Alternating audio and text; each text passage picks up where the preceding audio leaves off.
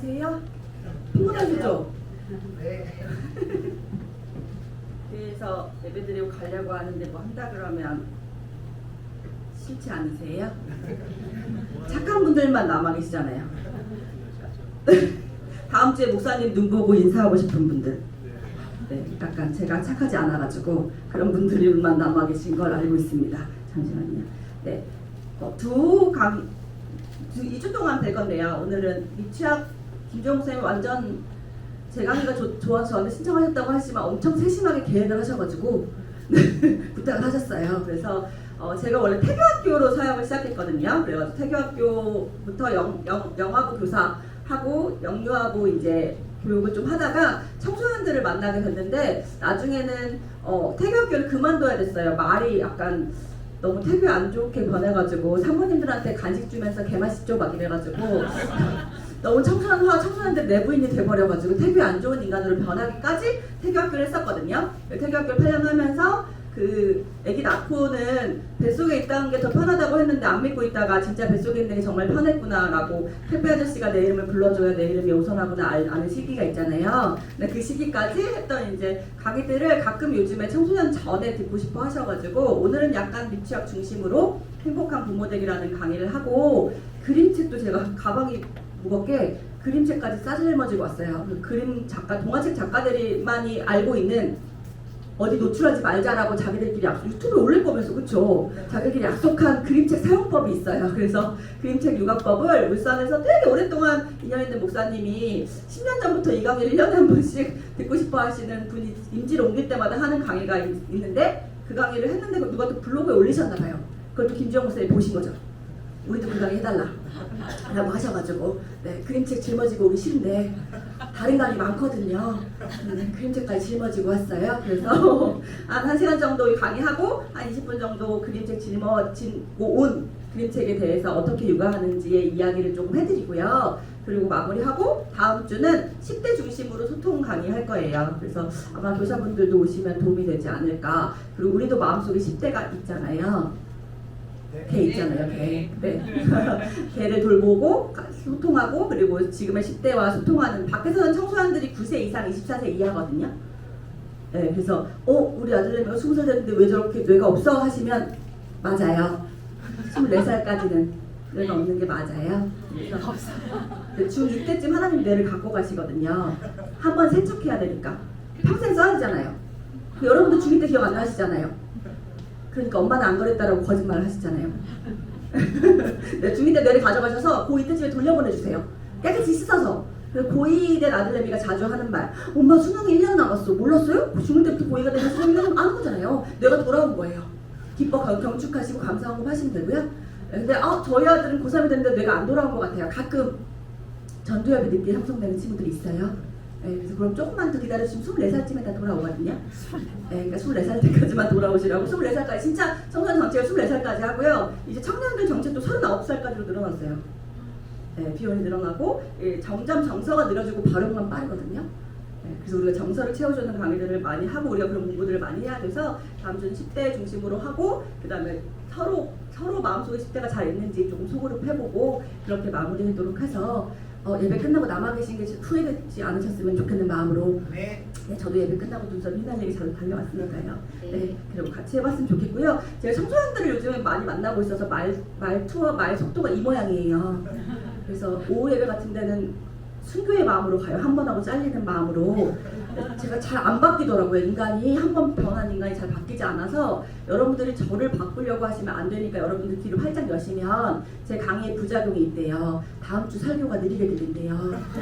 그것까지는 제가 책임질 능력이 저한테는 그런 의사가 없어요. 여러분들이 그건 알아서 이제 한 2주만 지나면 까먹거든요, 저는. 네, 그러니까 그냥 그렇게 하시면 좋고, 제 강의가 좀 빨라서 1시간 강의를 어떤 음향 기사님이 정상 속도로 늘려봤더니 3시간 분량이더래요. 그래서 데이드 강의라고 1시간 했는데 3시간 분량을 끊어준다 라고 생각하시고 좀 넓은 마음으로 하시면 좋겠어요. 충청도 강의가 진짜 없어요. 진짜 그런 게 있더라고요. 진짜 부산대구만 연락 와요. 그런 포지션의 사람이니 이해해 주시면 좋겠습니다. 네, 건너편에 망향 비빔국수가 있더라고요. 네, 맞아요. 네, 다음 주에 좀 일찍 와서 먹어야겠다는 생각을 했습니다. 네. 자, 행복한 부모 되기 강의는요, 태교 학교를 8년 동안 졸업한 분들이 저를 찾아와서 했던 질문들을 제가 상담을 하고 있는 야매거든요. 네, 되게 신기한 게요. 처음에는 야매라고 안 불러주시더니 올해 한 15년 정도를 애들 만나고 다녔더니 너 알지도 못하는 게 왜 오래 하니? 라고 상담사님들에게 강의를 하고 교육청 강의를 하고 있지만 야매예요. 그래서 잘 몰랐는데 야매도 정리가 되거든요. 계속 들으면 아 이럴 때 공감을 못 받았다고 하는구나. 아 이럴 때 이분들이 마음을 못 알아서 속상하구나 이런 게 정리가 돼요. 근데 제가 영유아부 부모님들이 저를 찾아와서 얘기하는 걸 들었더니 한 3가지 정도로 질문이 딱 정리가 돼서 그 3가지에 제가 했던 답들을 조금 알려드리는 것으로 시작을 할게요. 제가 청소년들을 하도 만나니까 말투도 이렇고 어떤 부모님이 저한테 강의 너무 잘 들었는데요. 우리 딸 말투 같아서 짜증났어요. 그러시더라고요. 너무 돌아다녀서 있는 애 키워보고 강의하니 이런 분들 있으실까봐 딸 둘 있고요. 22살하고 고3 딸 키우고 있습니다. 네, 그래서 작년까지 되게 자신있게 얘기했거든요. 제가 봐도 동안이었거든요. 작년까지. 올해는 별로 그런 것 같지가 않아요. 여러분 1년마다 늙는 게 아니래요. 사람이 33살? 45살인가? 이게 그 주기마다 늙는 게 한 3번, 4번 정도가 있대요. 그리고 65세인가? 이렇게 있대요. 네, 46인가요? 그래서 그게 1년마다가 아니래요. 그래서 한 번씩 늙는 타이밍이 전 올해인 것 같아요. 청소년들이 뭘 핸드폰 보이는데 이렇게 멀리 처음 봤거든요. 네, 저 너무 놀래가지고 그래서 얘기를 안 드리려고 하지만 한 행색이 별로 애도 안 키워봤을 것 같은가 봐요. 그래서 그랬고요. 교회 오면 항상 말씀드리는 게 극동방송에서 천국을 사는 사람들 극본 오선하고 이런 거 있거든요. 지금도 많이 울거먹으시는데 그거 제가 쓴 거예요. 그래서 교회도 다니고 애도 키워봤다 이런 말씀 드리는 거고요. 그래서 그렇게 너무 신뢰하지 않고 들으시면 여러분들이 가져갈 게 줄어들잖아요. 사람은 그렇거든요. 앞에 있는 사람을 믿어야 좀 더 가져가시니까. 네, 그렇게 보이는 것보다는 내가 좀 해보고 한 애라는 거 좀 기억하시면 좋겠습니다. 자, 넘어갈게요. 자, 무슨 말씀을 제일 많이 하냐면 힘들어요라는 말씀을 제일 많이 했어요. 아까 제가 얘기한 것처럼 진짜 저는 그런 생각 진짜 많이 했거든요. 애가 태어나서 낮잠 시간만 이렇게 딱 새기고 태어났으면 좋겠다. 그러면 2시부터 4시까지는 자유잖아요. 근데 그런 게 전혀 없으니까 너무 힘이 들더라고요. 아 진짜 정말 너무 정신이 없었는데 저도 힘이 들었지만 다 그렇게 힘들다는 얘기를 들었는데 힘들다는 얘기를 들으면 제가 딱 생각나는 게 이 빨래통이에요. 왜 그러냐면 사례가 있거든요. 저희 선배 언니가요. 전문직 여성이에요. 아기를 낳고요. 도우미 아줌마를 집에 입주 도우미를 부르고 자기는 일을 나갔어요. 근데 아기가 막 기어다닐 때쯤 됐었는데 나가다가 서류를 놓고 온 거예요. 그래서 서류 놓고 왔네? 이러고 빨리 집에 갔다가 너무 놀랄 만한 일을 마주해요. 그 입주 도우미 아줌마님께서 아기를 빨래통 안에 넣는 거예요. 이 빨래통 안에. 너무 놀랐을 거 아니에요. 그래서 왜 무슨 짓을 하는 거냐 지금. 그래도 너무 당당하게 좀 우리나라 문화가 아닌 분이었는데 애가 너무 기어다니니까 청소를 못하니까 청소할 때만 잠깐 넣는 거예요. 애기 저기서 재밌게 잘 놀아요? 이러는 거예요. 너무 기합을 하고 서류를 가지러 왔다가 사표를 들고 갔어요. 이렇게 하면 안 되겠다 싶어서 사표를 들고 가 사표를 내고 매일매일 막 사표 수리될 때까지 울었거든요. 그리고 한 3개월이 지났는데 이제 감정이 좀 괜찮아졌는지 연락이 안 오더라고요. 그래서 3개월 반쯤 지났을 때 오랜만에 그 언니한테 연락이 왔어요. 그래서 제가 받자마자 그랬죠. 언니 애기 언니가 보니까 너무 좋지. 그래서 이 언니가 저한테 그러는 거예요. 선우야 나 미쳤나 봐. 왜? 나 그 아줌마가 이해될라 해. 우리 엄마가 애 보느니 밥 먹겠다 그러더니 이렇게 힘든 줄 몰랐어 라고 하는 거예요. 키워보지 물론 그러면 안 되지만 이 아이들 소중한 인격이기 때문에 그러면 안 되지만 그 아줌마가 이해될 정도로 나 애 키우는 게 너무 힘들어 그러더라고요. 근데 그 힘든 마음들 너무 힘들다고 저한테 와서 얘기하는 분들의 마음들을 좀 들여다보니 그 마음속에 야 그래도 내가 어른이잖아 요 정도는 해야 돼가 있더라고요. 여러분 우리는 30살에 40살에 뭐 25살에 내가 애를 낳은 나이가 있어요. 네, 30살에 아기를 낳으면 엄마로 태어난 거죠. 40살에 아기를 낳으면 아빠로 그때 태어난 거죠. 그럼 아기의 나이와 우리 부모의 나이는 같아요. 그쵸? 근데 우리는 30살의 어른으로 이 아이를 대해요. 내가 이만큼 경험했으니 내가 맞잖아. 야 내가 이 정도 이건 이렇게 해야 아니까 이게 맞아 라는 마음 때문에 우리 자신이 더 힘든 경우가 훨씬 많은 것 같아요. 여러분 아기가 처음 걸음마를 할 때까지 평균적으로 아기들은 3,000번을 넘어져야 처음 걸음마라는 게 가능해요. 그게 청년들한테 그러거든요. 20살 돼서 나오면 사회에선 0살이야. 야 1,000번 넘어지는 게 당연하지. 그러면 애들이 막 울어요.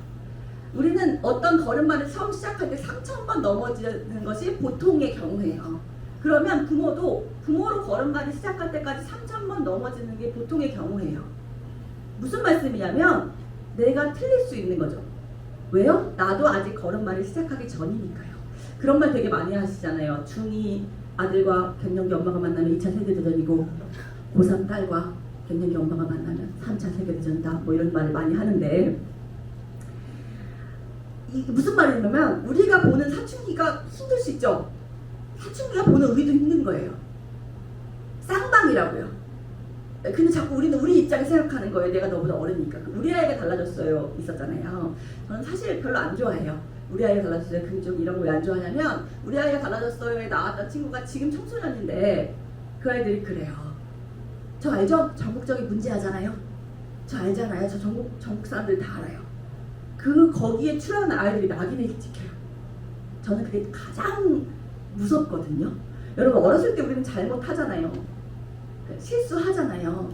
근데 그 실수에 내가 3주 동안 촬영을 해서 그 실수의 장면만 나인 걸로 되는 거예요. 우리 안에 실수가 있죠. 실수가 난 아니잖아요. 아니 비빔밥에 나물이 있죠. 나물이 비빔밥은 아니잖아요. 그런데 나물이 비빔밥인 것처럼 생각하게 어렸을 때부터 그 촬영본이 존재하는 거예요. 너무 무섭지 않으세요? 그리고 공포를 자극하죠. 이렇게 된 애들이 공포를 자극하면 시청률이 올라가죠. 시청률이 올라가면 광고가 붙겠죠. 너무 자본주의 논리로 돌아가고 있잖아요. 근데 우리는 보죠. 뭘 봐요? 솔루션 재미없잖아요. 계속 우리들을 자극하죠. 그래서 게임 중독인 아이가 나와. 그럼 우리 집 민수를 잡는 거예요. 우리 집 민수 1시간 했는데 왜요? 게임 중독이 될까봐. 얘는 억울하잖아요. 우리에게 계속 두려움만 조장하잖아요. 우리가 그런 두려움과 여러 가지 정보 때문에 내가 맞아를 우겨요. 제가 다 잘 안 봤는데 그래도 강의를 해야 되니까 우리 아이가 달라졌어요. 하나 생각나는 게 있어요. 어떤 아이가 밥을 먹을 때 항상 조금만 흘려도 밥을 못 먹어요. 항상 그걸 물티슈로 닦아야지만 먹을 수 있는 거예요. 알고 보니까 엄마가 결벽증이었어요. 엄마가 결벽증이어서 엄마에게 물티슈를 다 치우고 닦고 싶은 마음을 참는 것을 훈련했죠. 그러니까 아이는 자동적으로 좋아졌고요. 여러분 우리는 이 아이보다 어른이 아니에요. 지금 10대 아이들이 뭐라 그러냐면 로봇 같대요. 엄마가 알아보죠. 학원을. 오늘부터 이 셔틀버스를 타. 나란 인격은 아무것도 없어요. 여러분 제가 태교학교를 할 때 뱃속 아이한테 동화 읽자. 지금부터 동화 읽을게 하고 동의를 구합니다. 왜요? 뱃속의 아이도요. 하나님 주신 인격이고 생명이기 때문에요. 그리고 나와서 이 아이가 말을 하게 되면 동화 읽자 괜찮아? 라고 물어봅니다. 내가 아무리 동화를 읽어야 되는 시간이라고 생각해도 이 아이가 싫으면 싫은 거죠. 이 아이는 인격이 반대했으니까요. 엄마는 읽었으면 좋겠는데 너가 읽고 싶을 때 그럼 얘기해줘가 돼야 되는 거죠. 이 아이가 인격이기 때문에. 내가 위고 이 아이가 아래가 아니고요. 우리는 동등한 인격이고요. 나도 틀릴 수 있어요. 왜요? 아이와 부모의 나이는 똑같기 때문에 얘가 틀릴 수 있으면 나도 틀릴 수 있다는 거. 그걸 기억해 주시는 게 가장 중요한 것 같아요. 그 다음에 많이 하는 말은 불안해요. 너무 불안하죠. 초음파 사진을 봤을 때 언제 안 불안하냐면 심장 뛰는 소리 들려줄 때, 손가락 발가락 집어줄 때, 애 잘 있구나. 이 존재가 잘 있다는 것만 알면 안 불안해지는 게 부모예요. 그렇죠? 보호자는 이 아이를 보호해야 되는 의무가 있는 사람은 이 아이의 존재가 몸성이 잘 있다는 것만 알면 불안하지 않아야 된다고요. 근데 언제부터 다시 불안이 시작되는 거 아세요? 집에 벨을 누르고 전집 아줌마가 찾아와요. 그리고 말하죠. 1권부터 80권 전집이 있는데 이거를 읽으면 창의력이 좋아진대요. 말이 안 되는 거예요. 왜냐하면 이야기는 이야기로서의 정서의 함양을 건강하게 하는 소통의 창구가 되는 그 좋은 순기능이 있죠. 창의력은요.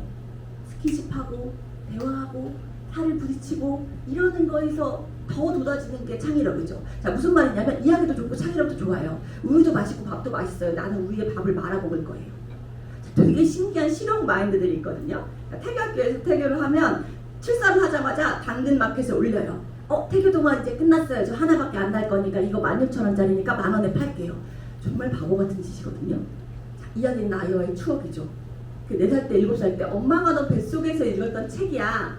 아빠가 너 뱃속에서 읽었던 이야기야 라는 것만으로 아이들의 비상식량이 되죠. 비상식량이 뭐냐면 추억이요. 자, 지금 아이들은 신앙의 추억도 보호자의 추억도 없어요.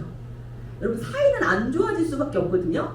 많이 들으셨잖아요. 내 가족은 내 뇌에서 나의 일부라고 생각하기 때문에 얘가 말을 안 듣는 게 아니라 내 팔이 내 마음대로 안 되는 거라고 생각하기 때문에 얘가 내 마음대로 안 되면 화가 난다고요.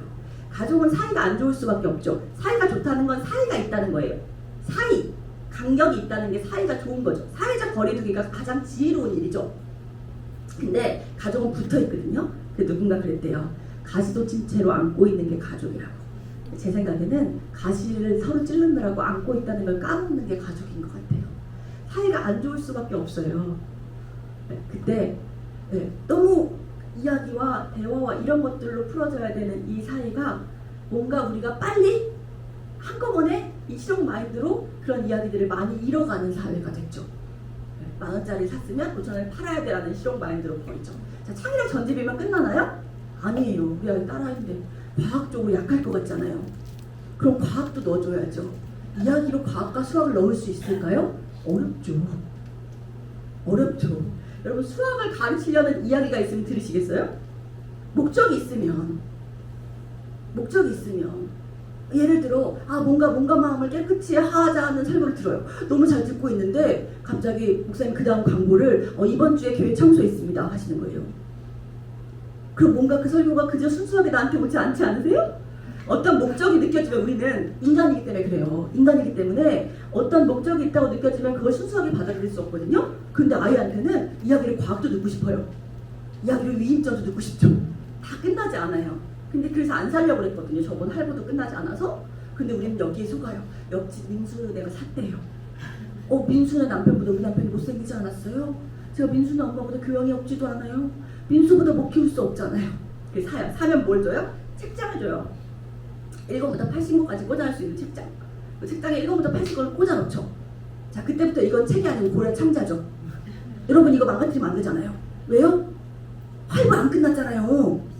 이거 다른 분으로 10,000원 주고 산 거 아니잖아요. 할부가 안 끝났잖아요. 그럼 우리는 한 권만 찢어져도 이상하게 1권부터 80권이 80만 원이면 한 권에 10,000원이어야 되는데 80만 원의 스크래치가 와요. 80만 원짜리니까. 구역 예배할 때, 속회 예배할 때 보여줘야 되잖아요. 그 앞에서 과일 먹어야 되는데. 우리도 그 전집 샀다고 얘기해야 되는데. 그래서 아이가 상권을 꺼내놓고 막 저쪽에 놓고 뭔가 꾸겨질 것 같은 혼내기 시작하는 거예요. 그거 여기 꽂아야지. 이때부터 이 아이는 책과 가까이질 수 없죠. 왜요? 고려 청자잖아요. 이거 건드리면 안 되잖아요. 엄마 인테리어잖아요. 그 책은 장난감이고 친구가 돼야 되는 거예요. 전집을 사지 마시라는 말씀이 아니라 내 마음에 80만 원 스크래치가 될 정도로 그렇게 꼭 꽂아놔야 되는 책이면 안 보시는 게 훨씬 더 좋아요. 끝나지 않아요. 그쵸?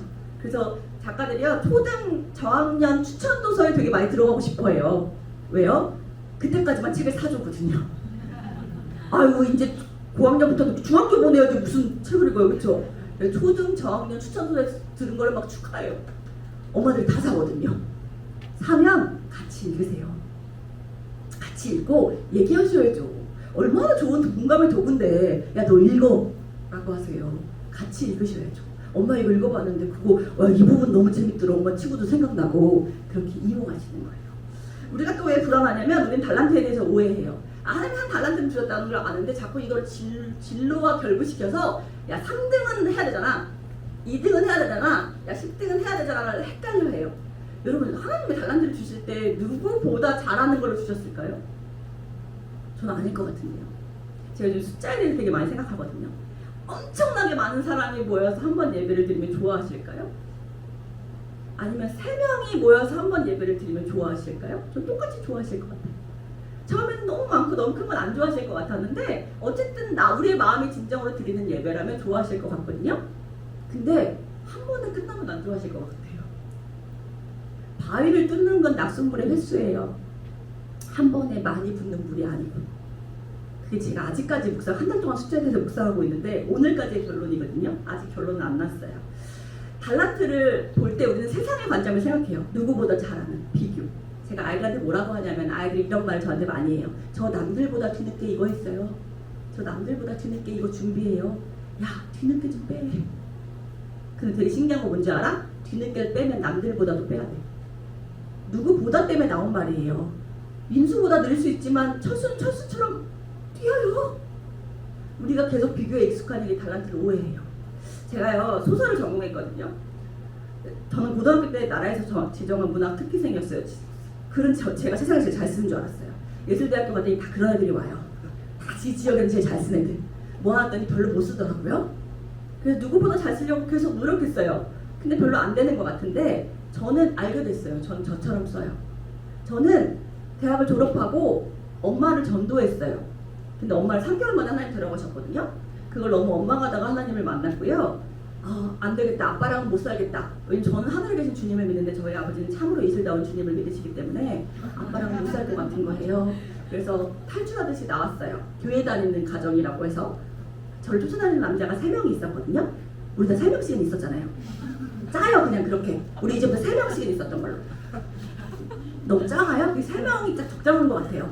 3명 중에 골라서 결혼하신 거잖아요. 보고 있어도 보고 싶은 사람하고. 기억이 안 나세요? 요즘 부부 회복 세미나가 아니라서 더 못해요. 기억하셔야 돼요. 자, 그 3명 중에 1명만 교회 다녔거든요. 그래서 교회 다니는 사람과 결혼했는데요. 알고 보니까 교회 다닌다고 얘기했던 우리 시아버지, 교회 집사님이 엄청 저희 아버지보다 훨씬 더 참으로 이슬다운 주님을 좋아하는 사람인 거예요. 또 무서운 건 저희 아버지는 부흥의 스타일이거든요. 맨날 누굴 불러서 막 마셔요. 그래서 저희 시아버지는 관상기도 스타일이에요. 항상 혼자서 음침하게 너무 무서운 거예요. 그래서 안 되겠다. 이렇게는 못 살겠다. 그래서 이혼을 결심했을 때 뱃속에 아기를 주셨어요. 그때 저의 생각은 뱃속에 아기를 어떻게 하는 건 할 수 없으니까 어떡하지? 그리고 이제 참고 살아야겠다. 그간의 은혜가 또 있긴 한데 그거였어요. 근데 너무 우울한 거예요. 제 상황이 저보다 못 쓴다고 생각하는 제 친구들이 작가가 되고 기자가 되고 있고요. 저는 단칸방에 사는 아줌마인데 엄마도 없어. 세상 불쌍한데 내가 시아버지도 알코올릭이야 이걸 어디다 얘기할 수도 없는 거예요. 어떡하지? 라고 하는데 너무 답답해서 그냥 제가 시댁이 다니는 교회로 결혼하고 옮겼는데 그 전에 제가 혼자 믿던 교회에 갔어요. 거기서 목사님 쪽방촌에 이렇게 도시락을 나눠주는 봉사를 하셨거든요. 그 봉사를 다니려고 같이 갔더니 저희 목사님이 선아야 너 얼굴이 왜 그렇게 우울해 보이니? 근데 목사님한테 얘기하면 저희 목사님 너무 속상해하실 걸 아는 거예요. 제 가정을 다 보셨으니까. 그래서 말씀을 못 드리겠는 거예요. 그래서 제가 저 그냥 임신해서 그런지 마음이 좀 감정 기복이 심해요. 그랬더니 목사님 저한테 그러셨어요. 그럼 집에 가서 성경을 좀 읽어. 성경이 태교에 좋아요? 야 성경이 태교에만 좋냐? 그러시더라고요. 맞잖아요. 근데 그 전까지는 후탁교인이었거든요. 먼지 후 불어서 성경책 탁 치고 그냥 성경책만 갖고 다니는 저만 찔린 건 아닌 것 같아. 그걸 그랬는데 처음으로 집에 성경책을 핀 거예요. 근데 창세기를 봤는데 애기를 계속 낳아요. 난 애기 하나 낳기 힘들어서 지금 이러고 있는데 애기를 계속 낳으니까 보기가 너무 괴로운 거예요. 그래서 신약으로 넘어갔어요. 그러다가 예수님 돌아가실 때 마리아를 요한에게 부탁하시는 장면을 보고 제가 너무 감동이 와서 요한과 마리아가 집으로 돌아가며 예수의 이야기를 하는 동화를 썼거든요.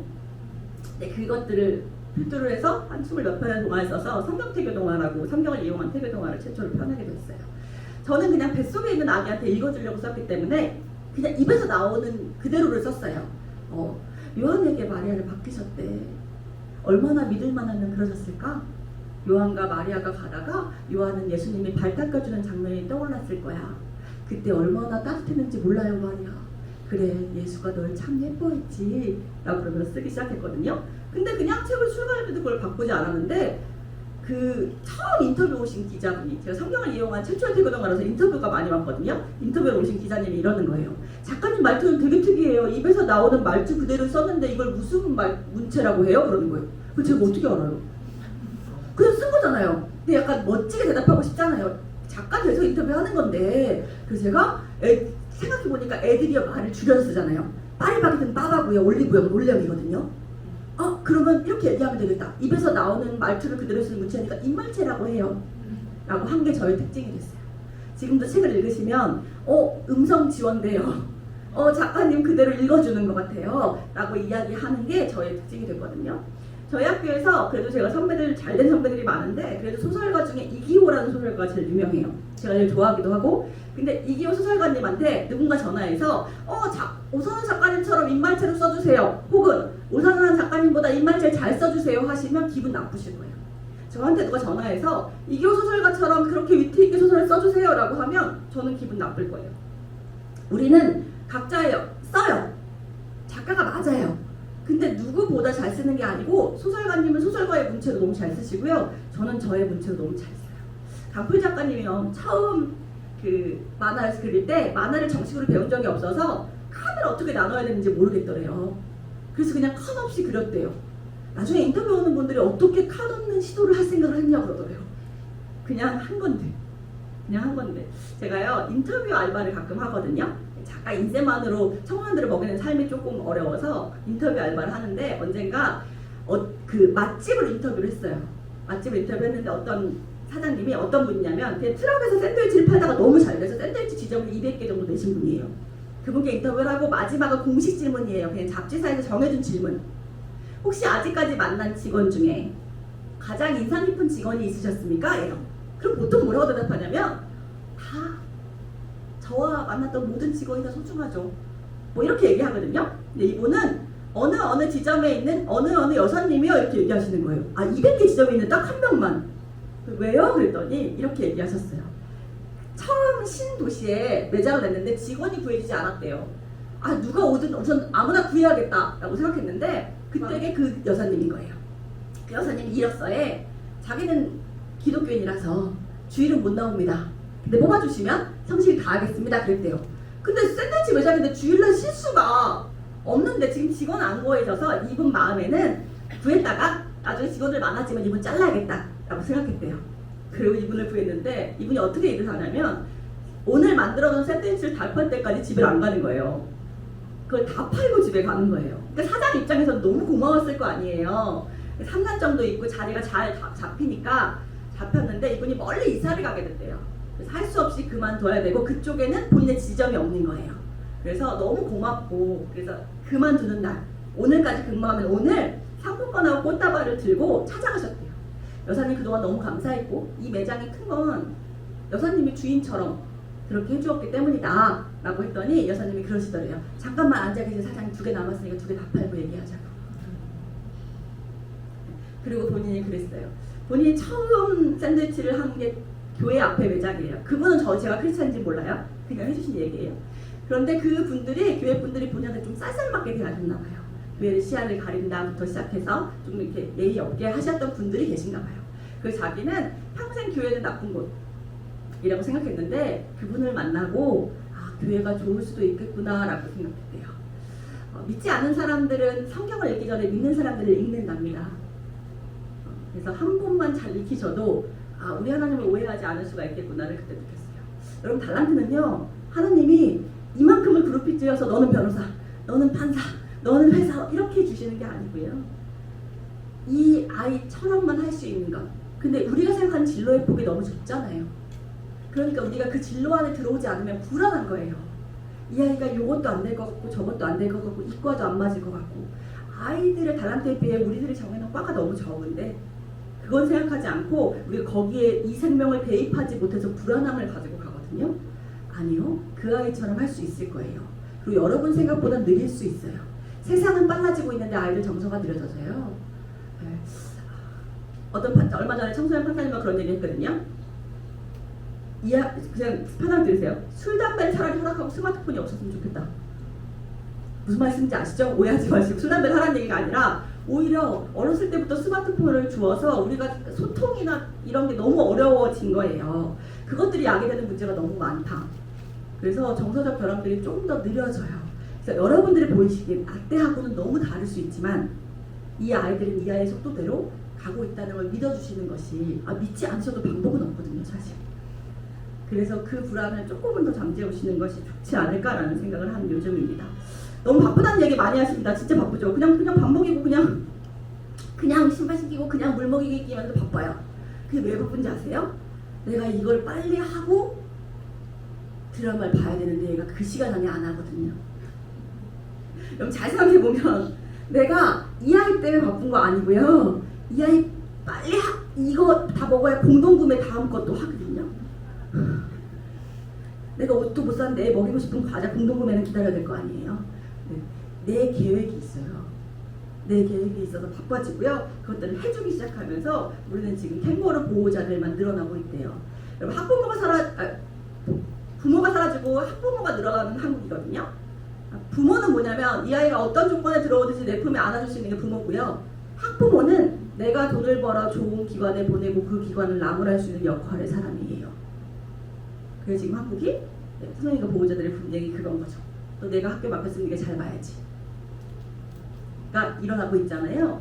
그래서 우리의 마음 급함으로 해주기 시작해요.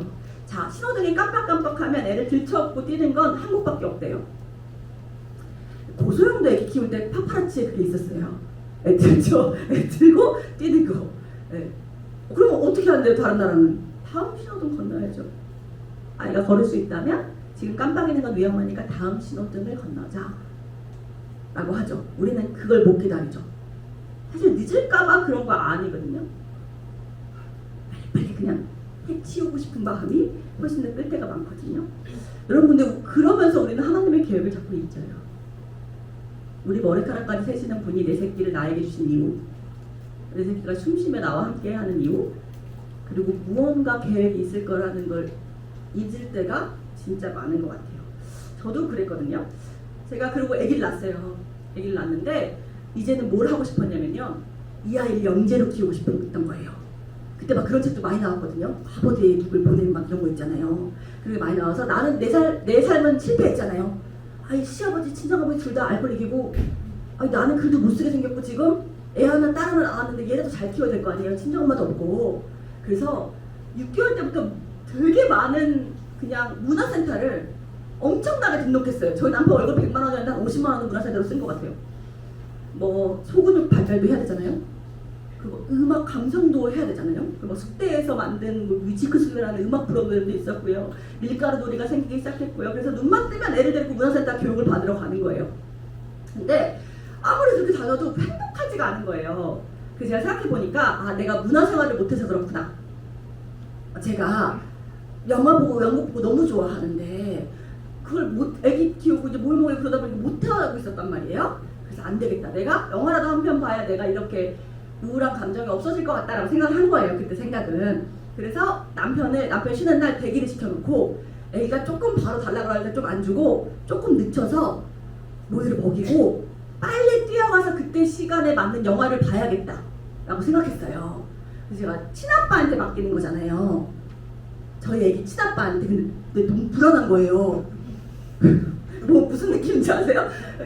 친아빠인데 똥기저귀 못 갈 것 같고 애 신호 못 들을 것 같고 너무 불안해가지고 그래서 막 이유식도 다 만들어놓고 만반을 준비를 해놨어요. 기저귀도 조금 이상하면 그냥 갈아라 아까워하지 말고 다 준비를 해놓고 진짜 딱 맞게 모유를 먹이고 이유식까지 준비해놓고 막 갔어요. 그러니까 영화를 고를 수가 없죠. 그냥 그 시간에 맞는 걸 봐야 되잖아요. 그래서 저희 동네 극장에 그 시간에 딱 맞는 게 유승환 감독의 지금 베테랑 하는 유승환 감독의 첫 작품이었는데 아마 죽거나 혹은 나쁘거나 였을 거예요. 제가 피도 눈물도 없이라 너무 헷갈려서 그걸 딱 봤는데 제목도 죽거나 혹은 나쁘거나이잖아요. 너무 막 싸우고 난리도 아닌 거예요. 그런 영화 별로 안 좋아하는데 힐링도 안 되고 그리고 처음 아기 띄워놓고 가면 뒤통수에 애기 달려있잖아요. 친아빠한테 맡기고 왔지만 달려있잖아요. 그 얘를 잘 하고 있을까 봐 뒤통수에 애기는 달려있지 영화는 내용도 안 들어오지 내가 이걸 보겠다고 무슨 애기를 맡기고 왔을까 막 이런 생각이 드는 거예요. 그리고 영화를 끝나고 저는 엔딩롤 그 이름들 다 올라갈 때까지 보거든요. 그것도 그들의 꿈이었을 거 아니에요. 거기에 올라가는 것도. 그래서 쭉 보는데 그럴 수가 없는 거예요. 마음이 불안하니까. 그 영화가 딱 끝나자마자 그 자막이 올라가기 전에 벌떡 일어났어요. 그때 난데없이 성경 구절이 나오는 거예요. 영화에서. 유승환 감독하고 유승환 형제가 교회에서 컸다는 얘기는 많이들 아시는데 기독교인이거든요. 근데 그래도 상업 영화에 성경 구절이 나올 줄 몰랐는데 성경 구절에 뭐가 나왔냐면 잠언 16장 9절이었어요. 자, 같이 읽어보실게요. 시작. 사람이 자기의 마음으로 자기의 길을 계획할지라도 그의 걸음을 인도하시는 이는 여호와시니라. 잠언 16장 9절 말씀인데요. 이게 툭 나오는 거예요. 근데 이게 툭 저의 머릿속을 탁 쳤어요. 제가 하나님이요, 선아야 그렇게까지는 안 해도 돼. 내가 얘를 계획했거든. 그래서 너가 이렇게 몸살 날 때까지 소근육 발달 안 시켜도 내가 지킬 수 있어 라는 말씀을 들었음에도 하나님 가만히 계셔보세요. 지금 소근육 발달이 얼마나 중요한지 모르시잖아요. 지금 한국에서 이걸 해야 돼요 라고 하고 하나님을 모른 채 하고 집을 나왔던 것 같아요. 하나님이 땀 뻘뻘 흘리고 아기 때는 저한테 야 너도 소중한 내 딸이야. 야 감성지수 안 키워도 찬양 부르고 예배하면 감정지수 내가 키울 수 있어. 아니 EQ 모르시잖아요. EQ가 감정지수였는데 지금 IQ보다 훨씬 더 중요한 거라고요. 아 그걸 모르시면서 지금 이 한국 그걸 지금 아프리카 아이들만 더 많이 보시느라고 모르시잖아요.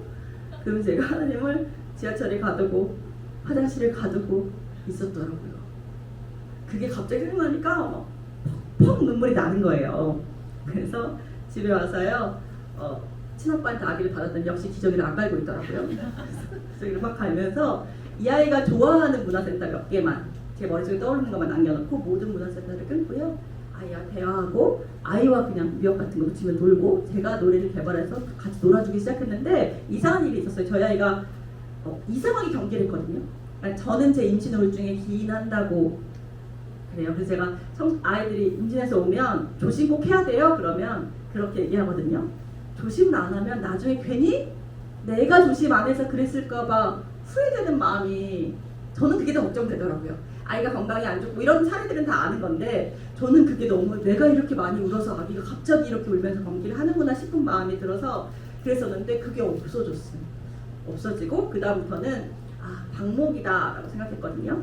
제주도에 가니까 소들을 이렇게 풀어왔더라고요. 이 아이들이 먹고 싶을 때 먹고 자고 싶을 때 재운다고 말씀하셨는데 울타리 없이 이렇게 자유롭게 노는 생활 때문에 본인들의 말은 그렇게 예방주사나 이런 것들을 맞추지 않아도 그 꼭 필요한 것만 맞춰도 잔병치레가 없고 건강하게 자란다는 설명을 제주도에 가서 듣는데 이거구나 라고 생각해서 아이들이 먼저 요구하지 않는 사교육을 시키지 않기 시작했어요. 그래서 저희 둘째가 7살 때인가 태권도를 보내달라고 그래서 저희는 보내달라고 그러면 이유를 묻거든요. 뭐라고 그랬냐면 언니한테 발차기를 하고 싶은데 엄마가 못 차게 하니까 발차기 하는 곳을 보내달래요. 너무 타당하잖아요. 그래서 보내줬고 한 번 자기가 가겠다 그러는 건 최소한 3개월에서 6개월 정도는 내가 가기 싫어도 가는 걸 부여했어요. 내가 가고 싶다고 한 것에 대한 책임을 지게 하고 했는데 아시겠지만 둘째들은 그래도 좀 하고 싶어 하는 게 있는데 첫째는 하고 싶어 하는 게 없었어요. 그 지엄마 닮아서 문짝과 가가지고 저희 선배들이 골프채 사줄 테니까 그만두라고 운동을 시키자 뭐 이렇게 얘기했지만 네 그렇게 하고 둘째는 지금도 욕심이 많아요. 고3인데 막 전형들을 막 설명해 주더라고요. 근데 저는 고3 엄마지만 아무것도 몰라요. 그래서 전형들 설명 들을 때마다 약간의 죄책감이 있긴 하거든요. 밖에서 다른 애들 다 보느라고 내 새끼 몰랐을까 봐. 근데 저는 제 아이 하나만 키웠어도 아마 그렇게 키웠을 것 같거든요. 그래서 그 두 아이를 키우면서 첫째가 3학년 때 영어 수업이 처음 들어가더라고요. 그 초등학교 교과서에. 이 아이가 물었어요. 제가 불안해서 그때 너 ABC는 알아? 나 알아 엄마 나 땡땡 유치원 나왔잖아 그러더라고요. 자 안심을 했어요. 수업에 들어가는 날 또 불안한 거예요. 안 가르치면 안 가르친 대로 가르치면 가르친 대로 불안하잖아요. 또 물어봤어요. 너 알파벳 안다고 했나? 엄마 내가 그런 걸 어떻게 알아? 그러더라고요. 그래서 알파벳과 ABC의 차이를 모르고 갔지만 친구들은 다 너무 잘할 줄 알아서 발표 안 하는데 자기 너무 재밌어서 발표를 다 한다고 하더니 중학교 3학년 정도부터 영어 점수가 엄청 떨어지더라고요. 그래서 근데 이 아이가 영어 선생님을 되게 좋아한다고 얘기하더라고요. 그래서 제가 엄마는 선생님이 좋으면 그 과목은 잘하게 되던데 그래서 내가 공부했잖아. 55점을 맞아와서 그 얘기 하길래 그래 자존감만큼은 들어갔구나라고 생각하고 영어와 관계없는 전형으로 어쨌든 실기를 보고 가는 거기 때문에 갔고요. 제가 내년쯤 와서 저희 딸을 대학 보내고 난 후에 혹시 내년 강의 때 와서 절대 선행을 하시라고 할 수도 있어요. 사람들은 모르잖아요. 제가 아직까지 산 삶으로 얘기한 거지만 모르는 거니까 장담은 할 수 없어요. 하지만 지금까지는 어쨌든 아이와 의논하셔서 이 아이의 인격을 존중하셔서 적어도 동의를 구하고 선택을 함께 하는 선에서 사실 우리의 불안이잖아요. 어떤 어머니가 어머니 얘 전기세 내주는 거예요. 얘 가서 하나도 안 하는데 그냥 학원 빼시고 그냥 그걸로 적금 주셔서 나중에 애 유럽 보내주세요 그랬더니 자기가 불안해서 안 되겠다고. 그래도 그거 하나라도 보내야 자기가 안 불안하다고 그러시더라고요. 결국 우리의 불안인데 가능하면 우리가 그것들을 조금 믿음으로 이겨내고 이 아이에게 더 좋은 것들을 같이 의논할 수 있었으면 그래서 하나님이란 울타리 안에서 조금 방목할 수 있었으면 좋겠다는 생각을 합니다. 5가지 부탁을 드릴 거예요. 이 PPT를 아예 목사에 드렸기 때문에 못 적으시거나 뭐 찍으셔도 되지만 그 PPT 달라고 하세요. 필기하신 거 3년 있다 보실 거잖아요. 그러니까 어차피 우리가 필기한다고 해도 그것들을 보지 않을 거기 때문에 그냥 이야기를 들으시고 나중에 다 드리도록 하겠습니다. 하나님이 우리에게 아이를 20년 동안 맡기신 거라고 생각하셨으면 좋겠습니다. 참직입니다. 이 아이는 우리 소유가 아니고요. 내 거 아닙니다. 그런데 돈을 많이 투자하면 내 거 같아지죠. 인간은 그렇습니다. 연끌해서 집을 샀는데 할부를 여러분들이 갚으시니까 내 거 같은 겁니다. 그래서 내 거 같지 않을 순 없습니다. 내 거 같을 때마다 아니라는 것으로 계속 방어를 하시는 것이 여러분들의 업무입니다. 네. 내 거 같지 않을 수는 없어요. 내가 뼈 빠지게 벌어갖고 이 아이한테 제일 많이 갔는데. 근데 여러분 그건 사랑은 아니고 보상심리거든요. 내가 이만큼 투자했으니까 이만큼 뽑아내. 이거는 보상심리, 사랑이라고 우기지 않으시면 됩니다. 자동적으로 들어가는 심리이기 때문에 이건 사랑은 아니기 때문에 내가 이것들을 계속 조금 밀어내는 작업들을 하시는 수밖에 없어요. 자, 20년 동안 맡기신 거라고 생각하시면 스스로 할 수 있게 해주시고 선택권을 주셔야 됩니다. 왜냐하면 20년 후엔 이 아이를 파송할 거고요. 하나님의 제자로 한 사람으로 파송할 겁니다. 그러면 이 아이 파송할 때 이 아이가 조금 스스로 할 수 있게는 지금부터 해주셔야 될 거 아니에요. 네. 그러니까 지금부터 시즌2를 준비하시는 거죠. 뭘 준비하시는 거예요? 이 아이의 20살? 이 아이가 20살 때의 나. 자꾸 20살 되자마자 그 사람들 너무 우울해하셔가지고 야 이제 내가 해줄 거 없어. 그리고 그렇게 해주지 말라니까. 자꾸 중보기도 하다가도 뛰어가서 해주시더니 그래서 수능 기도해야 하면 지혜 주러 오셨다가 엄마들만 있으니까 엄마한테 지혜 주셔가지고 애한테 지혜가 안 가잖아요. 자꾸 우리가 무엇이 우선인지 모르는 거? 여러분 20살 됐을 때 이 아이는 자유로울 겁니다. 그쵸? 그때쯤 우리의 배우자도 잘리지 않으려고 되게 바쁠 때입니다. 네. 자, 우리도 바쁠 건데 바쁘면서도 이 아이한테 내가 필요하지 않다는 우울함을 되게 많이 호소하시거든요. 그 틈새 시간에 내가 할 것 뜨개질이면 뜨개질, 시쓰기면 시쓰기. 자, 나를 충족해 줄 것이 무엇인가? 도적같이 오는 그 시간을 대비하시는 거죠. 두 가지. 이 아이를 20살 때 파송, 나의 시즌2를 대비하셔서 이 아이에게 먼저 스스로 할 수 있게 해주시고 선택권을 주셔야 되는데 스스로 할 수 있는 거, 선택권 주는 거 다 이 아이 연령대에 맞게 하셔야 됩니다. 이 아이 연령대에 맞게. 저는요, 저희 집사님이 하는 이엔드 매장이 있었어요. 저희 아이가 초등학교 미취학하고 초등학교 저학년 때까지는 제가 가서 3개를 고른 다음에 이 중에서 골라봐를 했습니다. 그럼 이 아이가 골랐고요. 우리 아이가 6학년 때는 그 매장에 미리 보냈습니다. 지상비 아내를 구하고 그 매장에서 이 아이가 고르게 해주세요. 자, 아이가 3개를 골라주면 제가 하나를 골랐습니다. 그러니까 아이의 연령에 맞게 해주셔야 되는데 그 이게 신발끈을 이제 못 매는 아이한테 찍찍이 신발을 붙여줘서 찍찍이 신발을 붙일 수 있게 해줘. 이것은 작은 승리감으로 연결됩니다. 여러분 내가 해냈다는 승리감이 없으면 인간이 살기 힘들거든요. 근데 큰 성취감보다 작은 성취감들이 아이를 살게 해요. 엄마 내가 찍찍이 붙였어. 네, 그래서 아이가 뭘 두고 가도 가능하면 갖다 주지 마시고 내가 이번엔 기억했어 라는 승리감들을 계속 줄 수 있는 육아를 하셔서 빨리 해주고 싶은 거 이해합니다. 답답하신 거 이해하는데 기다려만 주면 되거든요. 자, 믿고 기다릴 수 없어서 하는 게 잔소리입니다. 잠깐 참으시고 잠깐 그 아이 연령에 맞게 기다려 주시면 돼요. 저는 1대1 데이트도 되게 좋아해서요. 뭐 달력 있으면 그냥 1대1 데이트하는 날. 자, 엄마나 아빠와 한 사람과 아이 중 한 사람과 데이트하는 거. 자, 지금 친구들이요. 여성 아이들은 특히 이성의 경험이 전혀 없습니다.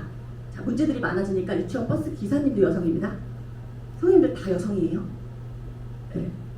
교회 와서 목사님 빼곤 남자를 볼 수가 없대요.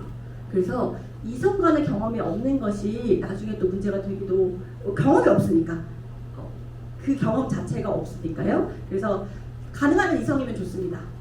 아빠는 딸? 뭐 저처럼 딸만 밖에 없거나 아들밖에 없으면 어쩔 수 없지만 가능한 이성의 1대1을 먼저 필수적으로 만들어 주시고요. 그리고 가장 중요한 건 부모 중에 한 명, 아이 중에 한 명의 1대1을 만들어 주시는 겁니다. 자, 그 얘기 많이 들으셨죠? 둘째를 안고 있는 모습을 첫째가 보면 우리 남편이 외도를 했는데 그 외도한 여자를 데리고 오는 것과 똑같은 스트레스 지수가 똑같은 스트레스래요. 그래서 둘째 낳는 거 안고 있는 모습 먼저 보여주지 말라고. 저기 두고 제가 더 동생이야. 아유 우리 서진이가 더 예쁘네. 요거 해주시라고 하잖아요. 근데 부모와 1대1을 해보지 못하고 계속 부모와 가족 모임만 한 친구들은 어떤 느낌이냐면 데이트할 때 내 남자친구의 친구가 계속 오는 거예요. 둘이 있고 싶은데 물론 지금은 둘이 있는 게 어색하시잖아요. 누가 왔으면 좋겠잖아요. 저만 그런 거 아니죠? 근데 계속 친구가 꼽사를 끼는 거죠. 즐겁긴 즐겁죠. 근데 이 사람과의 유대감이 형성되지 않죠. 이 사람한테 뭐 좋아하고 이런 걸 물어야 되는데 막자질거 즐겁게 하지만 이 사람과의 하나의 끈은 형성되지 않잖아요. 그 느낌이에요. 부모와 아이만 있는 것만 할 경우에. 네. 특히 둘째, 셋째들은 엄마가 나하고만 있었던 시간이 없는 거예요. 1대1의 날들을 좀 정하셔서 2시간이든 3시간이든 이날은 엄마랑 데이트하자, 이날은 아빠랑 데이트하자를 정하시는 거예요. 저는 칭찬 스티커 같은 거 안 좋아하거든요. 그러니까 저는 뭘 안 좋아하냐면 가정에서 조건이 있는 걸 좋아하지 않습니다. 뭘 잘해야만 이 아이가 칭찬받는 게 가정에서도 유지되면 이 아이들은 하나님의 사랑조차 조건이라고 생각합니다. 내가 사랑받아야 할 행동을 해야만 사랑받는 걸로. 그래서 가능한 조건이 없는 게 좋은데 이거 교육자마다 생각이 다르니까 여러분의 방침이 그렇다면 뭐 그렇게 하셔도 되지만 저는 1대1 데이트를 정하라고 하고 그날은 공부 안 물어보시는 거예요. 너 그래서 입시는 어떻게 됐어? 이런 거 이거 아니고 여기서 ABCD 알아? 이런 거 아니고 그냥 그 아이가 있는 거. 중딩 아이들은 올리브영에서 3시간 네, 그렇게 이 아이가 좋아하는 것들로만 시간을 같이 보내주시는 1대1에 좀 시간을 하셔서 그때 선택도 하게 해주시는 거예요. 서점 데이트 너무 좋죠. 근데 되게 신기하게요. 3개 중에 1개를 골라 하는데 엄마들 마음엔 1, 2, 3위가 정해져 있거든요. 애가 3위를 고르면 저건 어때?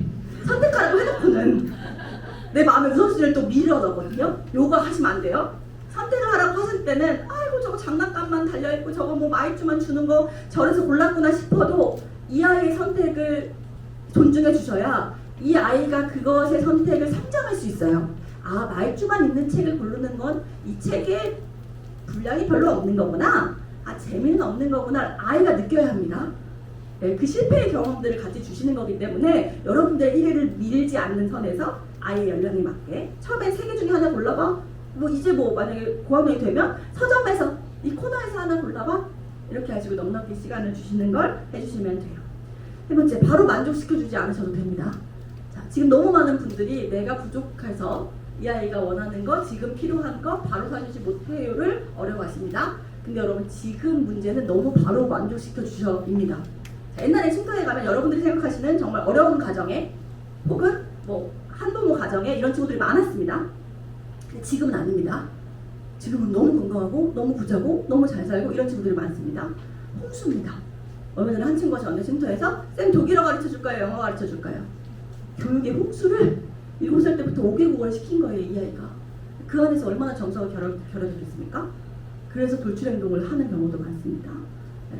결여가 된 것, 어느 정도의 결여가 된 건 너무 좋은 교육이기 때문에 여러분들의 형편이나 여러분들의 상황이 이 아이에게 충족시켜주지 못하는 것 때문에 여러분들의 자존감이 떨어지는 게 훨씬 더 안 좋은 교육입니다.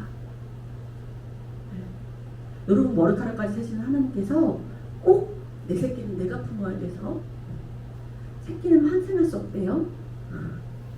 박말래 할머니가 자기는 환생 연애 필요 없으니까 환생 새끼 해달라 그래서 화제가 됐었는데 꼭 내가 품어야 돼서 주신 겁니다. 저는 교회 학교의 아이도 마찬가지인 것 같습니다. 나라는 교사에게 이 아이가 꼭 필요해서 이 아이에게 나도 필요해서 서로 필요하기 때문에 서로 배워야 될 게 있기 때문에 주신 거라고 생각하듯이 가정에도 마찬가지입니다. 한 친구가 저한테 물었습니다. 자기는 집에 가족이 너무 싫대요. 그래서 청년이 되자마자 막 여러 수련회를 봉사를 다닌대요. 봉사를 막 다녀도 일주일은 할머니랑 엄마랑 있어야 되는데 너무 싫대요. 그래서 제가 그랬습니다. 하나님이 너를 사랑하시는 거 알고 있니? 알고 있대요. 하나님이 근데 이웃도 사랑하는 거 알고 있니? 알고 있대요.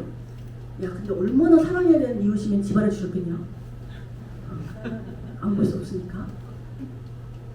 때론 싫지만 그런 이웃이고 그런 피부치기 때문에 나에게 주신 거니까 그렇게 여러분 자존감이 낮아지는 걸로 안 하셨으면 좋겠습니다. 어떤 친구가 있었습니다. 이 친구의 부모가 결혼할 때 시댁에서 받은 게 6억이고 현금만 그리고 집과 차를 받았습니다. 이 아버지가 자기는 자식을 낳으면 자식과 시간을 많이 보내는 게 꿈이었습니다. 왜냐하면 자기네 아버지가 그 돈을 벌라고 자식과 시간을 전혀 안 보냈답니다. 근데 이미 자산이 있잖아요. 그러니까 아기를 낳자마자 회사를 그만뒀습니다. 그리고 어떤 육아를 하셨냐면 놀이터에서 이 아들내미가 저기를 봐요. 만약에 자동차를 봐요. 누가 갖고 온 자동차를 볼 수 있잖아요. 처음 본 장난감이니까. 그럼 얘를 데리고 그걸 사러 갑니다. 자전거를 봐요. 그럼 그 자전거로 바꿔줍니다. 계속 그런 육아를 하시다가 나중에 막 코인도 하시다가 집이 좀 어려웠습니다. 그래서 집도 없어지고 차도 없어졌어요. 이 아이가 이렇게 봤는데 사줄 수 없는 형편이 된 거예요. 그러니까 이 아이가 욕을 하기 시작했습니다. 만족 지연을 못 시켜서요. 자, 여러분 구역예배 드릴 때 사과를 먹으려고 깎다가 가끔 못 참겠어서 입에 물고 깎으시죠. 이게 만족 지연이 안 되는 건데 그런 것들은 괜찮지만 예를 들어 세탁기를 바꿔야 돼. 근데 여러분들이 오늘 바꾸고 싶은 세탁기를 훔치지 않죠. 적금탈 때까지 기다리잖아요. 이게 돼야 되는데 지금 친구들이 이게 안 돼요. 그 기다림이.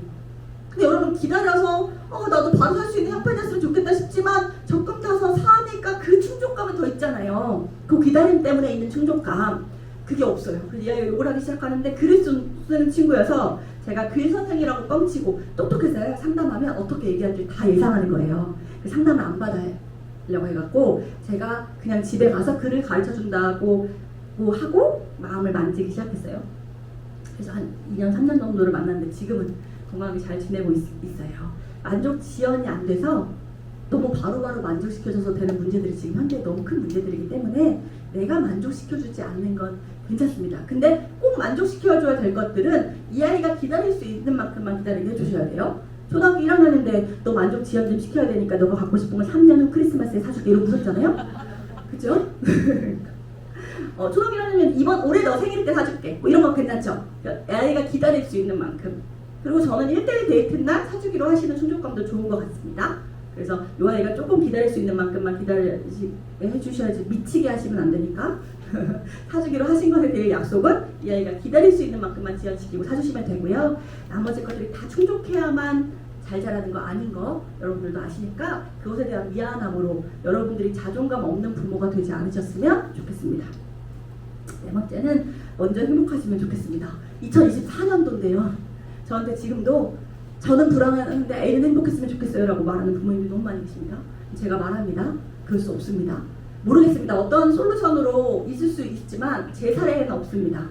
자, 행복을 가르쳐도 되는 거면 행복 전도사라고 강의하시는 분이 스스로 목숨 끊지 않으셨겠고요.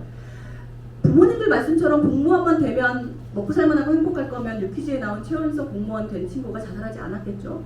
자, 행복은 가르쳐도 되는 게 아닌데요. 지금 행복이 되게 중요한 사회가 됐습니다.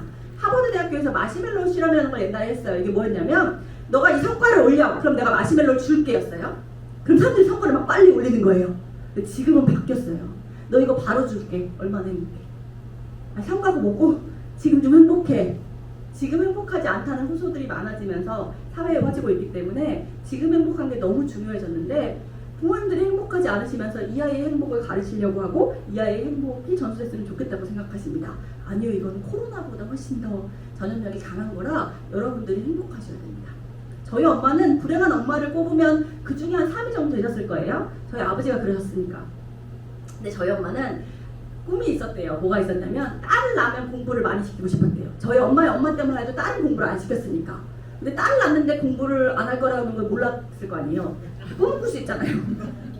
두 번째는 학교 갔다가 자식들이 오면 막 안아주고 환영해주는 엄마가 되고 싶었대요.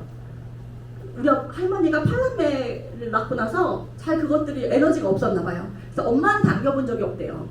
그래서 우리 엄마 학교 갔다 오면 딸을 안아주고 싶은데 남편이 이 모양이니 돈은 벌어야 돼.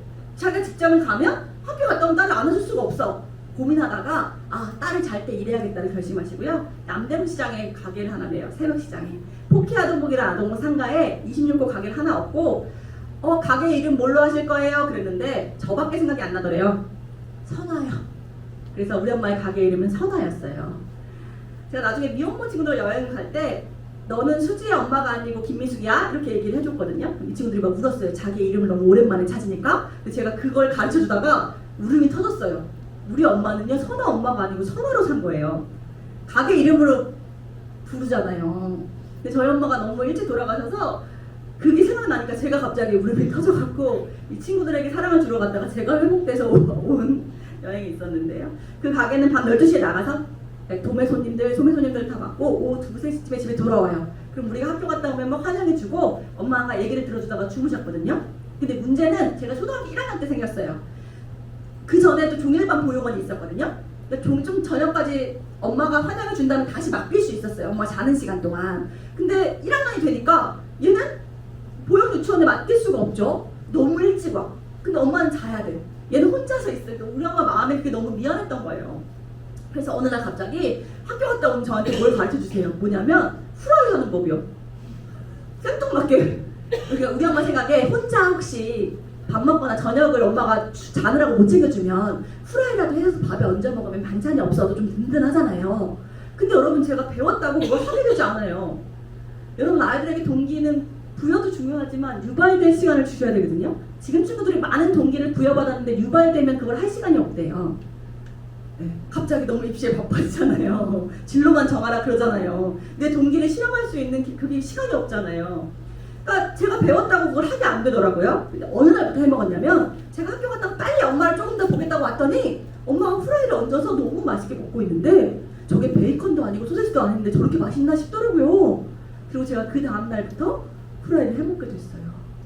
여러분 세상은 얘기할 거예요. 할아버지의 재력이 없으면 보호자의 정보력이다. 그래서 계속 알아보시는데 되게 신기하게 우리나라는 80년대부터 지금까지 좋아하는 직업이 6가지밖에 없거든요. 변호사, 판사, 의사, LG, 삼성, 공무원. 공무원에 교사 들어가 있어요.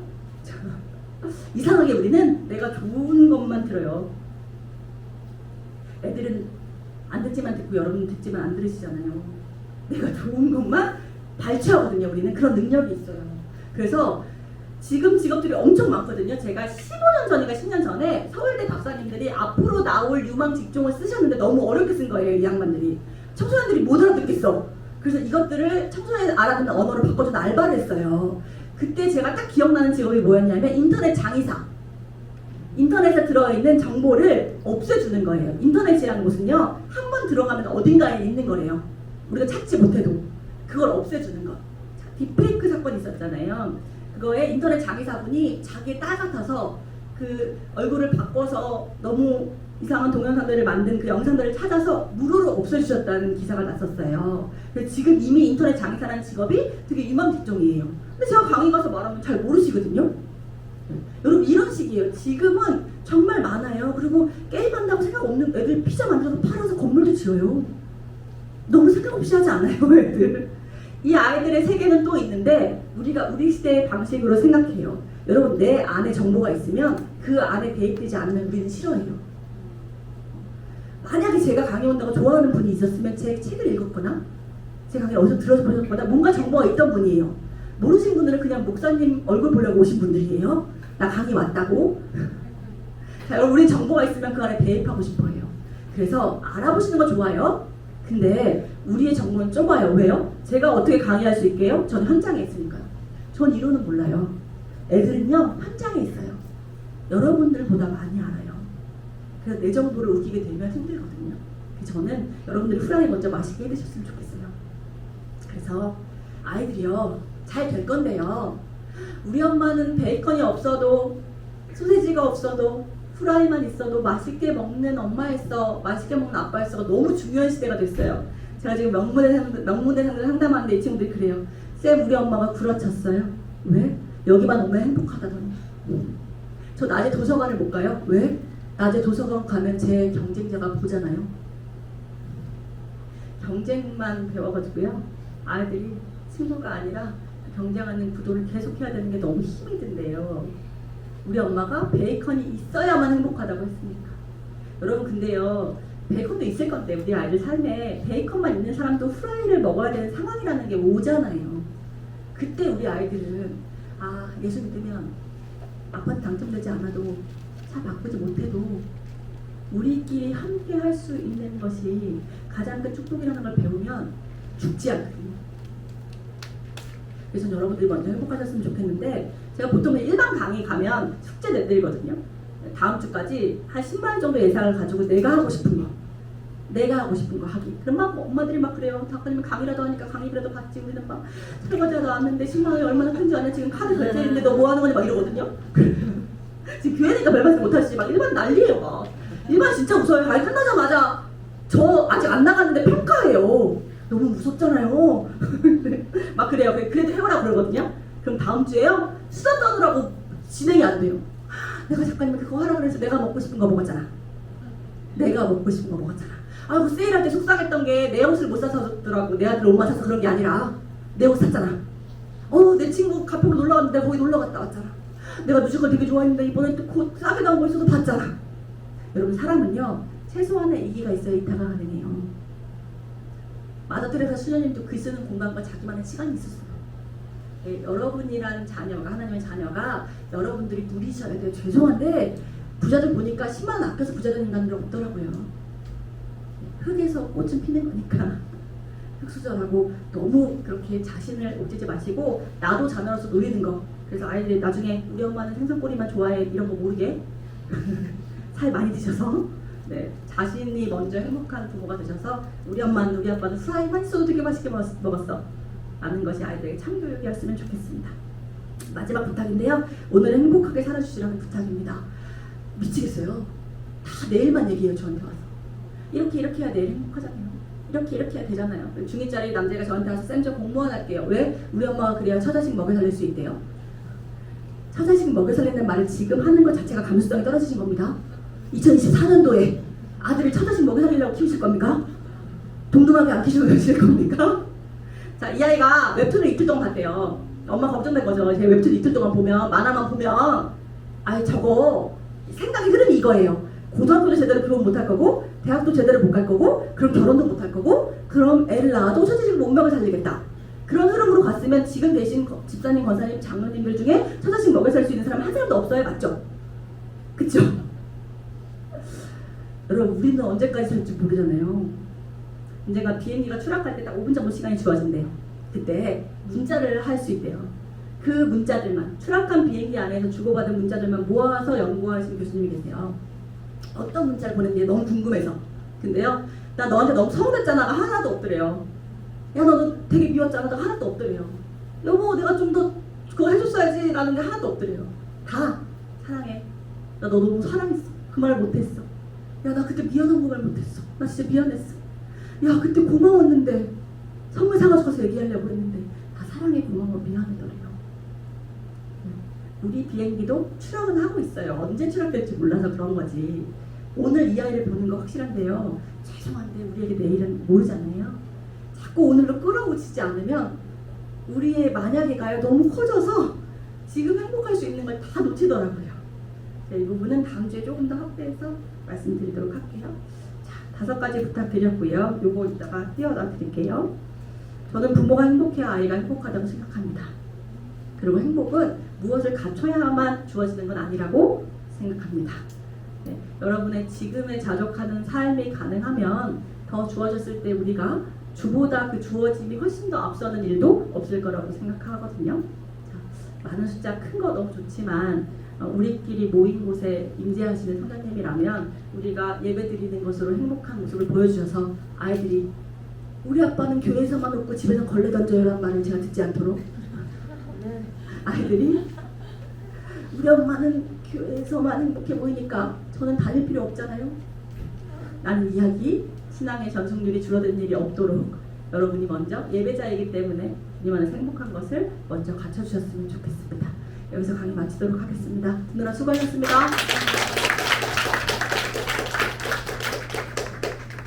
그림 좀 먼저 하고 축도할 될까요? 아, 그래. 그럼 제가 그림책 먼저 알려드리고 우리 목사님 축도로 마치도록 할게요.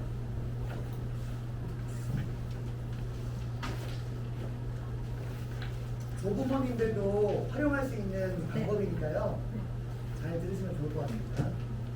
오늘 조부모 특강이 되게 많아졌어요. 나라에서도 많아졌고 영락교회에서도 이번에 조부모 특강으로 해서 그림책도 들고 가서 했거든요. 근데 저는 PPT로 보여드려도 되는데 종이로 보여드리고 싶어가지고 제가 보여드릴게요.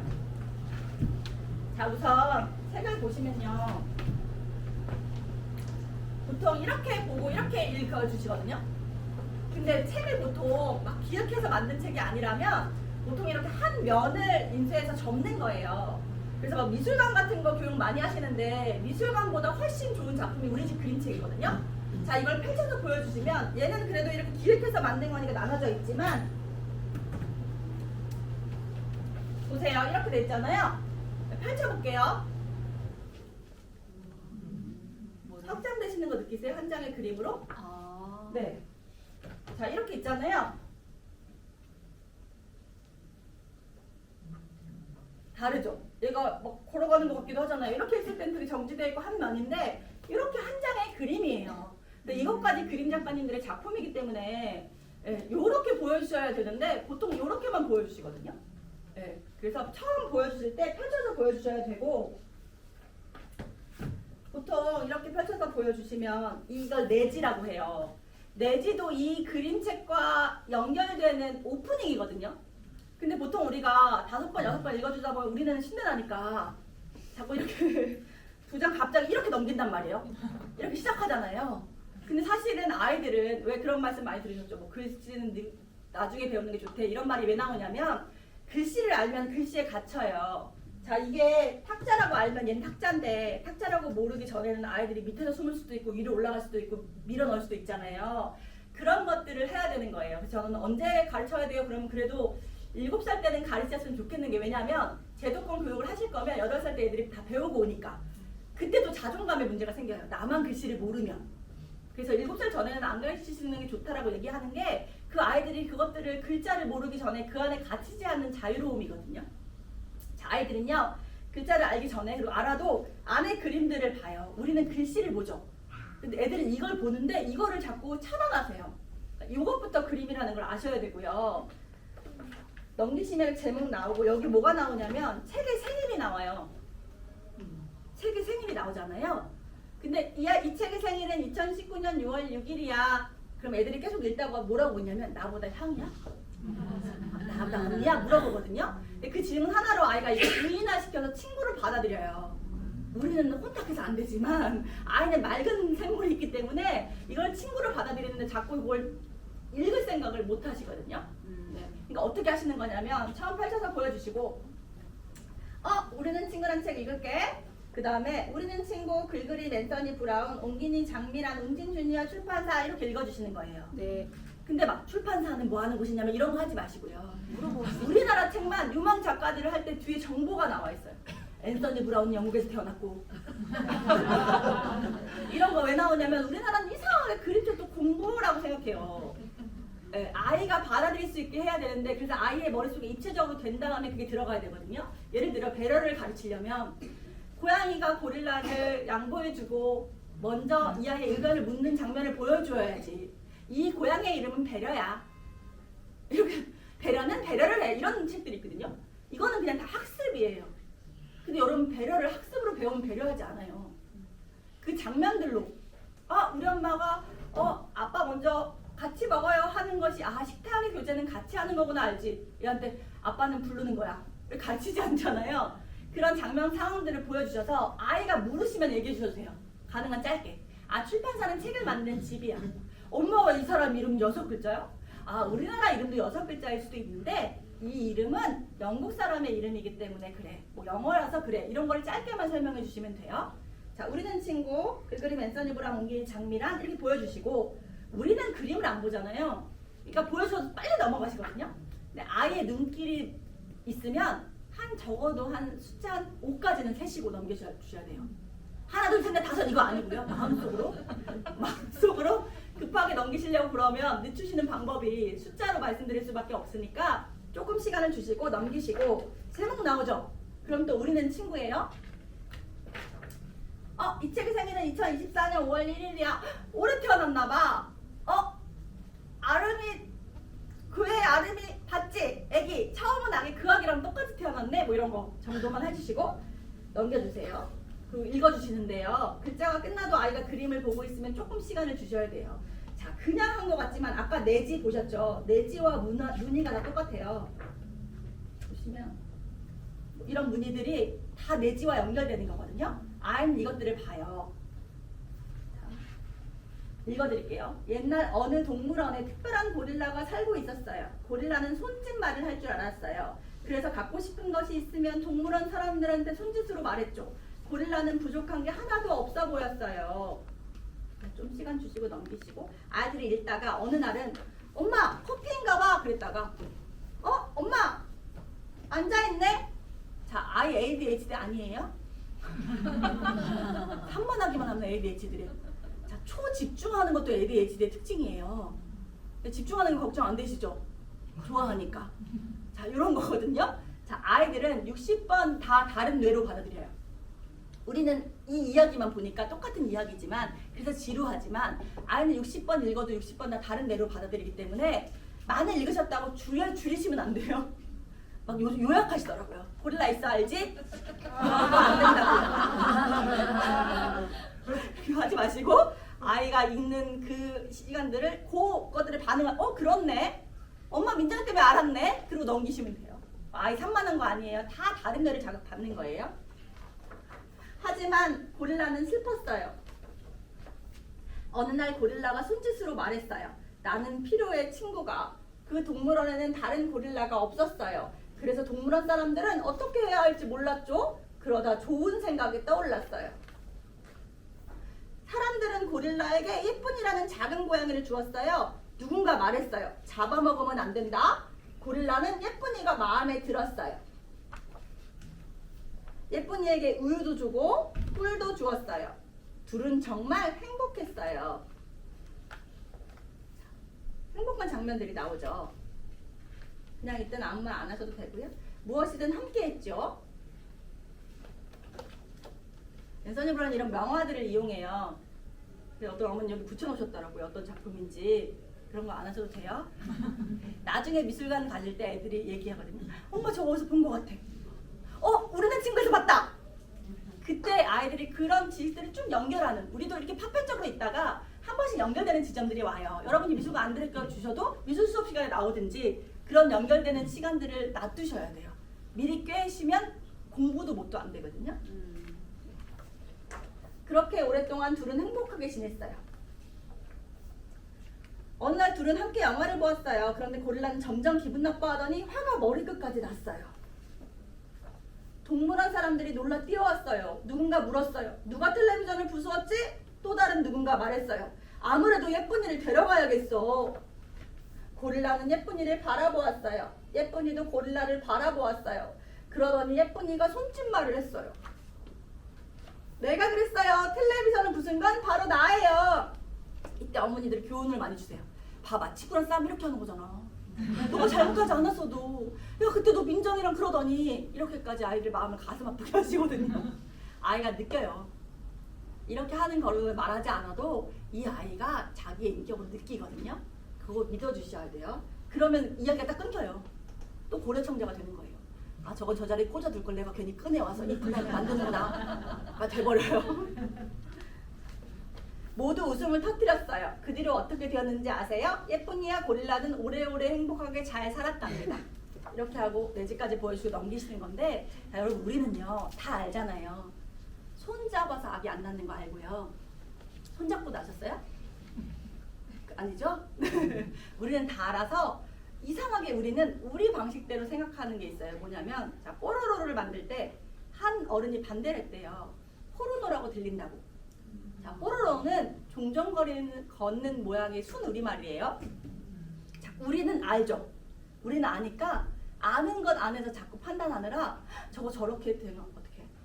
옛날 이야기가 있어요. 어떤 곰사냥꾼이 있거든요. 이 곰사냥꾼이 오늘 날씨가 흐려서 안 가려고 그랬어요. 근데 오늘 벌어야 되겠는 거예요. 그래서 갔다가 아니다 오늘은 없는 것 같다고 딱 돌아서는데 곰이 집차만한 곰이 앞에 나타나요. 그리고 이 사냥꾼을 들고 가요. 그리고 동굴에 넣고 가다 놓고 갔다가 먹을 걸 구해다 주고 또 가다 놓고 뭘 구해다 주고 가다 놓고 그래요. 그러다가 곰이 어느 날 아기를 낳아요. 그러면 우리들은 뭐야 반인 반수야? 사냥꾼하고? 어떻게 뭐 한 거야? 어떻게 생겼어? 막 이러거든요. 얘네들은 아기가 태어났어요. 사냥꾼은 사랑했어요. 이러거든요. 우린 이미 아기 얼굴은 그럼 이렇게 되거든요. 그리고 마지막에 이 곰이 이 사냥꾼을 믿게 돼요. 이제 아기도 낳고 너무 행복하게 자기를 아내로 받아들이는 것 같아서 그래서 처음으로 문을 열어줘요. 문을 좀 살금하게 열어놓고 나가요. 그날 사냥꾼이 도망가요. 그러면 어른들은 막 남자 그렇지. 나 그럴 줄 알았어. 이러고 막 가서 자기가 타고 왔던 배를 타고 막 가는데 곰이 그때서야 알고 막 가서 불러요. 돌아오라고. 안 돌아오죠? 그리고 곰은 울다가 그 자리에 바위가 되었다는 이야기거든요. 우리는 아는 것이 많잖아요. 그래서 그걸 다 대입시켜요. 아이는 아이의 방식대로 생각하고 받아들이거든요. 그걸 기다리는 작업이 그림책의 작업이에요. 근데 막 돌아다니면요. 돌아다녀도 읽으세요. 아이들은 안 듣지만 들어요. 제가요 지금은 못하는데 다문화권 친구들 책 읽어주기를 오래 했었어요. 지금 청소년들 만나느라 바빠서 못하는데 정말 어떤 남자애가요 너무 돌아다니는 거예요. 책을 읽을 때마다. 그래서 저는 아들도 없으니까 저는 큰 아들들만 봤잖아요. 그러니까 진짜 막 이래 있거든요. 근데 걔가 이 책을 10번쯤 읽어줬을 땐가 저한테 막 와요. 나한테 이거 맨 뒤잖아요. 맨 뒤에 딱 뭐든 고양이랑 고릴라다 이러는 거예요. 그랬더니 고양이랑 고릴라잖아요 이러는 거예요. 그러고 봤더니 이 안에요 작게 고양이가 그려져 있고요. 작게 이 꽃술에 고릴라가 그려져 있거든요. 그러고 보니까 앞에 얘네들이 하나씩 나온 거예요. 둘의 이야기라고. 그리고 나중에 행복하게 같이 있다는 이야기로 마무리되는 거였던 거예요. 저는 이걸 600번 읽었는데도 몰랐던 거를 그 남자애가 알려줬어요. 그러니까 여러분 우리의 뇌로는 생각할 수 없는 반경을 이 아이들이 그 아직 때묻지 않은 것들로 받아들이거든요. 그러니까 그거를 그냥 다 열어두시는 게 그림책의 작업이에요. 자, 우리나라에 이게 진짜 미국, 벨기에, 중국, 일본 다 수출된 건데 우리나라에 제일 안 팔리는 그림책이에요. 왠지 아세요? 글이 없어요. 자, 짚어주면서 우산 가르쳐줘야 되는데 한국말을 보세요? 네, 보세요 그냥. 아무 글이 없어요. 자, 네.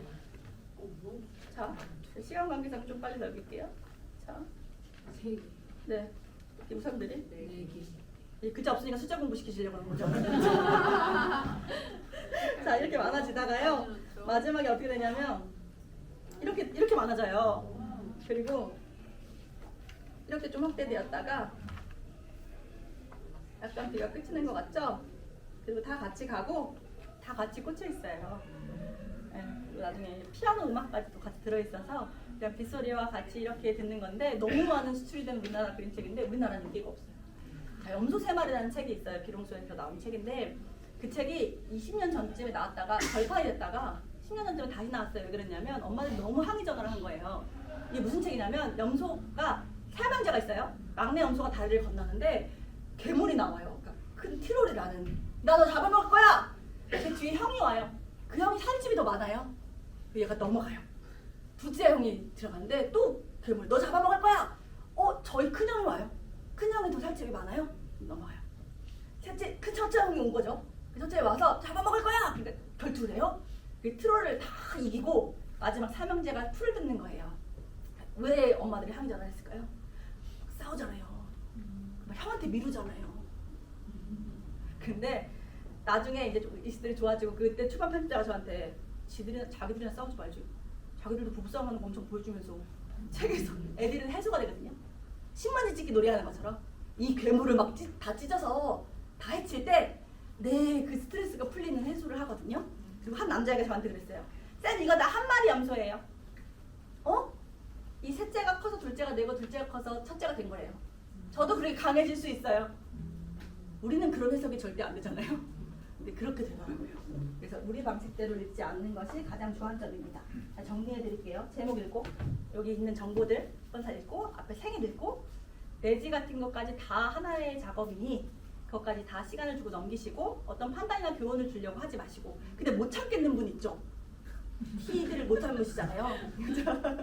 자 그러면 끝나고 다 읽고 핫케이크 먹으면서 엄마는 있잖아 아까 고양이 진짜 감동이더라. 어떻게 그래 엄마는 못하겠는데? 요 정도 다 이야기가 지나가고 나서 못 참으시겠는 걸 이야기하시는 거예요. 자 이거 읽어드리고 마무리할게요. 엄마의 선물 김인정 지음 상수리 출판사. 자 보이시죠? 엄마는 말했죠. 다른 사람에게 손가락질하면 언젠가는 너에게 돌아온단다. 주먹으로 아프게 하면 그것 또한 너에게 돌아와. 이겼다고 기뻐하거나 졌다고 슬퍼하지 마. 이기고 지는 것은 중요하지 않아. 비 맞을까 두려워 너의 길을 멈추지 마. 너에게는 커다란 우산이 있지 않니? 떨어질까 두려워 너의 꿈을 접지는 마. 너에게는 커다란 날개가 있으니까. 힘이 들면 가만히 손을 내밀어 보렴. 나는 항상 너의 곁에 있어. 너는 내게 가장 소중하고 자랑스러운 아이란다. 엄마, 저도 엄마가 너무나 소중해요. 저와 약속해 줄래요? 언제까지나 저를 지켜봐 주겠다고.